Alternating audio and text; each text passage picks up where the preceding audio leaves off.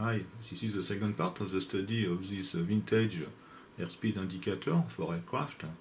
We have seen in part 1 the teardown and the reverse engineering of the internal boards, which are there. There are two internal boards here.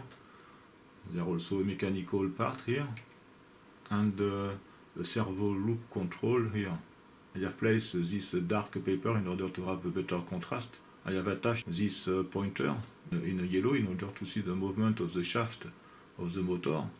So the motor is mechanically attached to a potentiometer, which is on the rear here. I have replaced the pitot tube by this air pressure generator here. So the output of the air pressure goes to the input port of the pitot tube here. The pressure is indicated by this manometer. We can turn on the manometer. We can activate the pressure using this knob. You can see that, for example, if I want the full speed of the aircraft, we need a pressure for this instrument a little bit more of 0.38 bar for 550 knots. So I can decrease the pressure with this knob.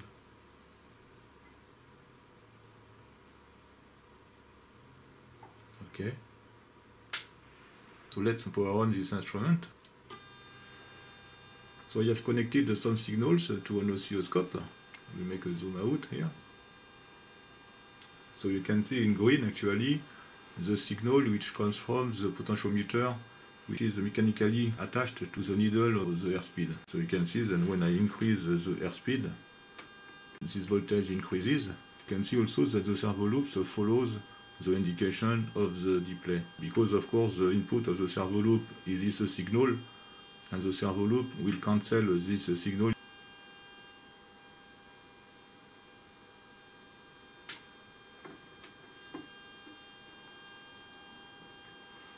So let's see now if we open the loop. In this instrument you have two relays which permits to open the loop. These relays are connected in series with the motor, and one of these relays, it is this one actually, is connected to a power supply. And I have a switch here which permits to activate the relay. If I activate this relay,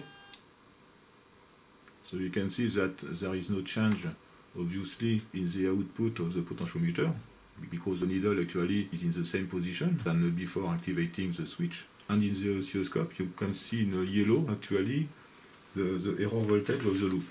So this is the voltage at the input here. So normally when the loop is closed you have always 0, more or less. But when the loop is closed, obviously as the motor is disconnected from the loop, this voltage will increase. So we can see effectively if I change the pressure of the pitot tube, it is equivalent to a change of the airspeed of the aircraft. So you will see that this error voltage increases. And if I reduce the pressure, it will decrease in the other direction, and the phase will be inverted.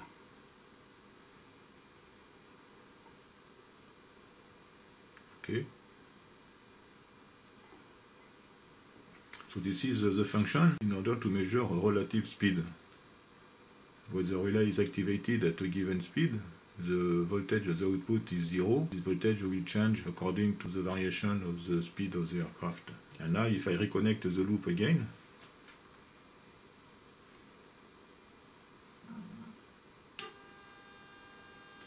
you will see that the loop is closed and the pointer takes immediately the position of the pointer of the display.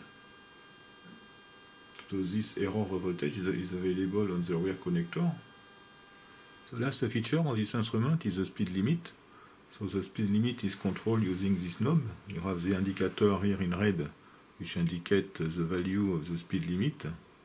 And according to the position of this index relative to the actual airspeed, in one terminal of the output connector, you have a value which is on the oscilloscope here, which is rectified value using a synchronous detector.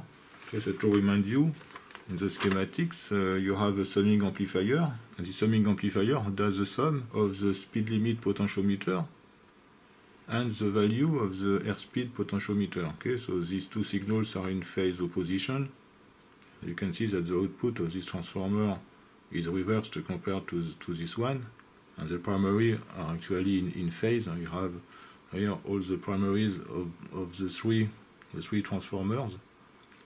Two of them are connected in parallel, so they have the same AC voltage. It is the potentiometer for the pitot pressure and the transformer for the speed limit. The other one, the static pressure, has a different voltage using this auto transformer. At this output, you have an AC voltage which depends on the difference between these two voltages.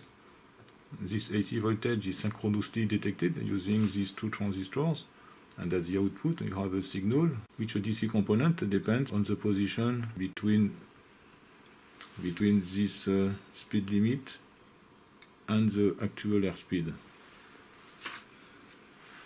So when the airspeed is above the speed limit, you have a positive DC value. You can see on the oscilloscope. I can make a zoom because there are some reflections here. Okay, so this case is when the speed is above the speed limit. This case is when the speed is below the speed limit, and when the speed is equal to the speed limit, the DC signal is 0. So this permits to detect effectively if the speed is above or below the speed limit. So that's all for this airspeed indicator. I hope you enjoyed it. Thank you for watching, and see you next time for another teardown and reverse engineering and test. Bye bye.